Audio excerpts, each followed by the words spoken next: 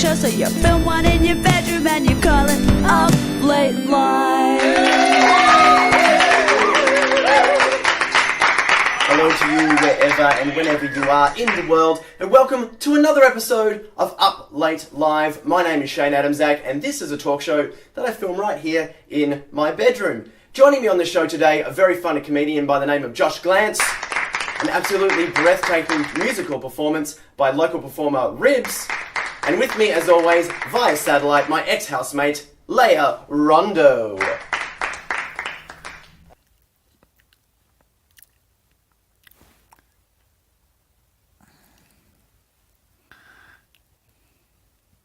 My first guest joining me on the show today is a very funny comedian, currently touring his show, Karma Comedian. Please make him welcome to the desk, Mr. Josh Glanc. Josh! Shane! Welcome to Up Late Live. Thanks for having me. Thanks for being here in my bedroom. It's a really beautiful bedroom. I love all the nerd paraphernalia you have everywhere. It's pretty nerdy. This is actually the brand new set. It's very different from the old series where I was in Montreal, because I was in a different country when we did the season before, right? And they don't have nerd toys there. Banned. It's been banned for years. I want to talk to you about the comedy scene. Yes. I feel, and correct me if you disagree, Yeah. that the comedy scene, especially in the fringe world, has tended to lean a little bit more towards the alternative in the last couple of years, rather than like a lot of acts coming out, not as many straight stand-ups, more clown, more sketch, more weird stuff. How do you feel about that? Why do you think that's happened? Who's responsible? Is it your fault? So you had like Dr. Brown doing... I mean, you would have been a Tuxedo Cat around those days. I was around in those days. I was a little boy, but I was there. Yeah, and that would have been what, like 2012, 2013, stuff like that? Yeah. And I think that kind of... And then Trigby was doing like Squid Boy around then or something like that. Yep. And I think... And I wasn't involved in the scene at all. But from what I understand, that then prompted or spearheaded this kind of this wave of people doing that type of comedy. That's kind of what the whole clowning phenomena that's kind of taken off a bit. Someone did it, it went well, and everyone went, ooh. Yeah. I mean, it's also beautiful, but people who were doing it, obviously, for a long time. Yeah.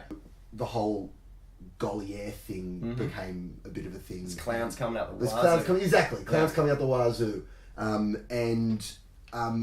So I guess people are kind of pursuing that. I don't know. I'm tending not to think about it too much, especially with my later show.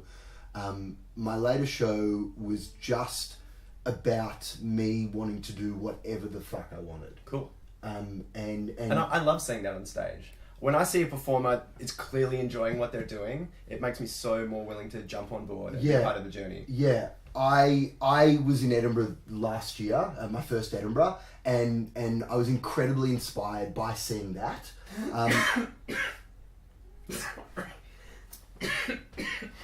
We're trying to do an interview. What the fuck is this? What kind of a bloody operation is this?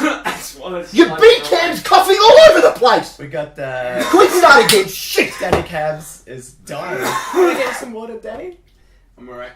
Is this what you call clowning, Daniel? It's my time, okay? It's my time. Sorry.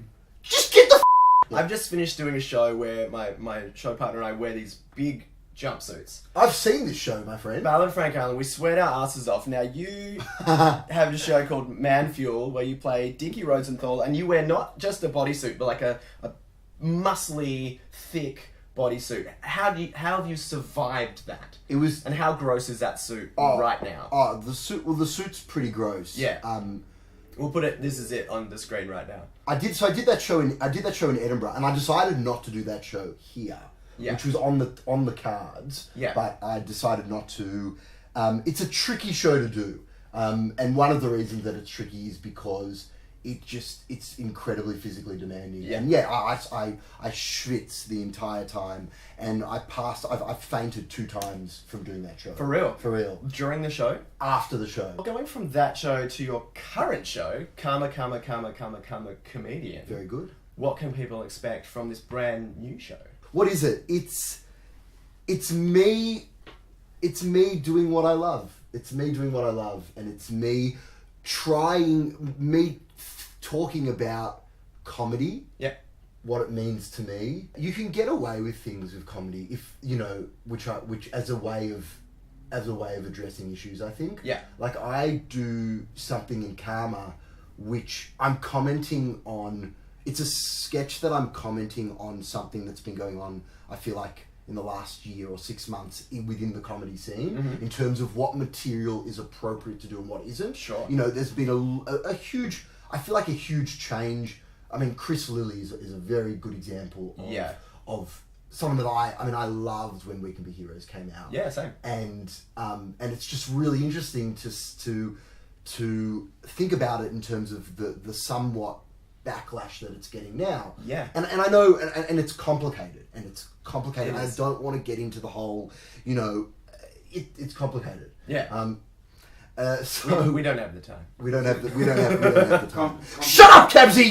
Josh, we are going to take a short break and get in bed and do some questions from the audience. But what I would like you to do is roll this D6, and that's going to determine how we're going to finish this segment. Cool. Yep. You've rolled a 5. We're going to cross live to the spare room report. The spare room report. Thank you, Shane. Yes, I am here in the spare room where the couple upstairs can be most clearly heard fighting for pretty much the last 2 weeks. Our hopes and prayers are that they will soon break up, or at the very least, just shut up. In the meantime, I'm just going to continue to watch Marvel movies really loud in the lounge room in an attempt to drown out the utterly depressing and all too familiar sounds of their relationship's downward spiral. Back to you. I am in bed with Josh Glanc. You are watching Up Late Live. It's time for some rapid fire questions. These have been sent in from people on Facebook and Twitter. Josh, are you ready for this? It's so cozy. I know, right? It's just, I feel like...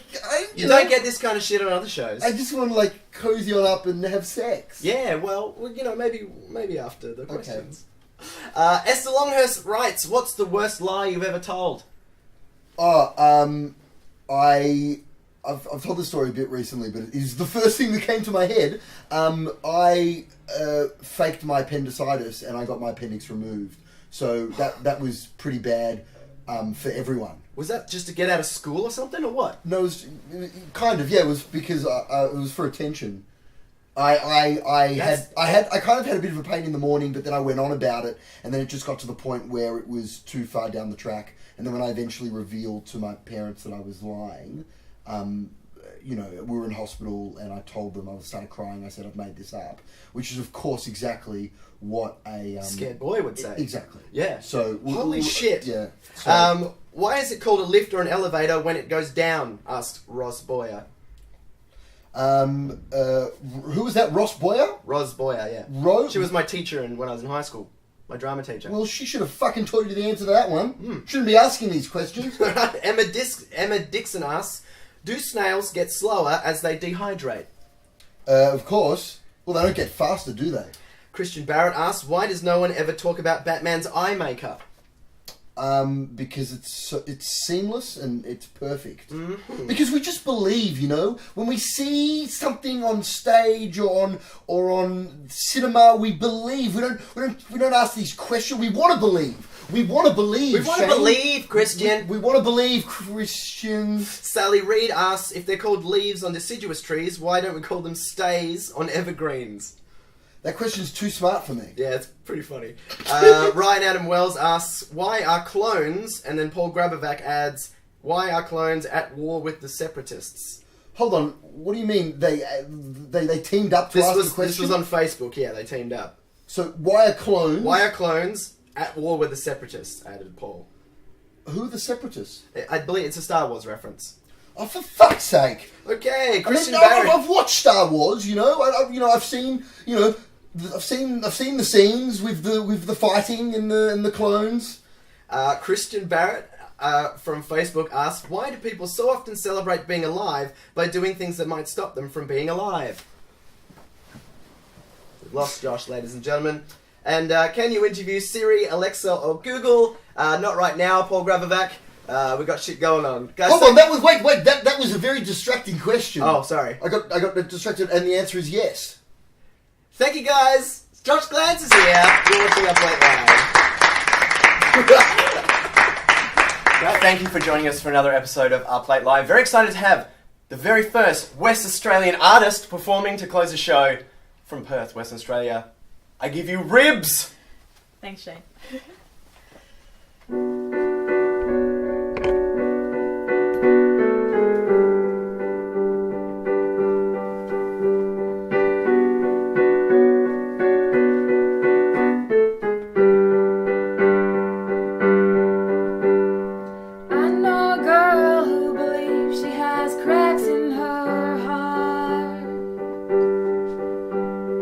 She tried to fill them with a mixture of books, sex, and art. Her friends are exceptional, happy professionals who care so much. But she retracts from their warmth, her imagined plans don't measure up. And one night we were drinking $5 wine. She told me she felt like her soul had expired. At 22 it hit its limit, borrowing time. But I'm gonna love her back to life.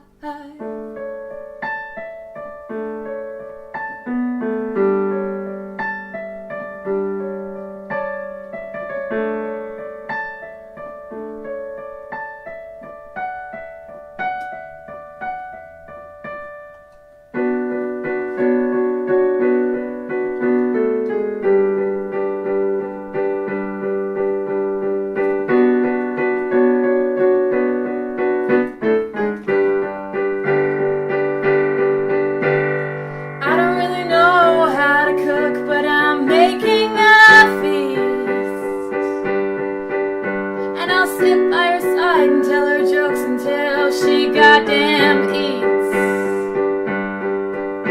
And I'll hold her hand while she stares at the floor. I'll sing her favorite song through her locked bedroom door. I'll wash her laundry and bring it in when I know I can't rinse out the pain that she's in. But I'll tell her I'll be here either way, and that she makes me proud every day. And she thinks that's something that nice people just say, but I was never really that nice. And one night we were drinking $5 wine. She told me she felt like her soul had expired. At 22 it hit its limit, borrowing time. But I'm gonna love her back. Oh, I'm gonna love her back to life.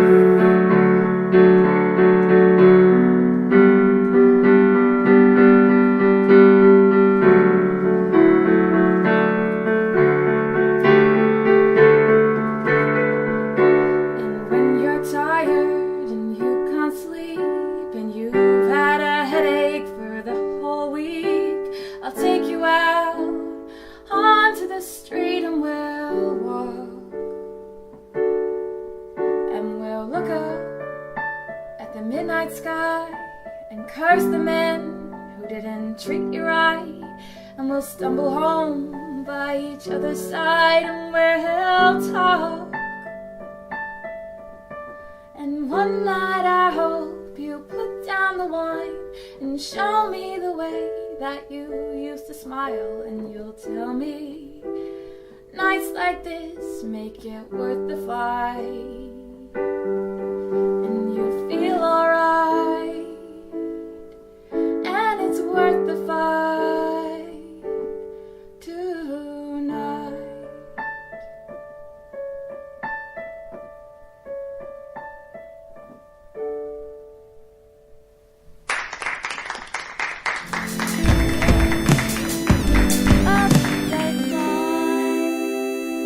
A big thank you to you right there for watching this video. Thanks for tuning in to Up Late Live. Hope you enjoyed the video. If you want to help support the show, you guys know how this works. It's YouTube. Please like, subscribe, and share the video all around the internet. Make sure as many people watch this as possible so we can keep putting it out there for free for you guys on the web. Thanks for tuning in. My name's Shane. I'll see you next time, wherever and whenever you are in the world.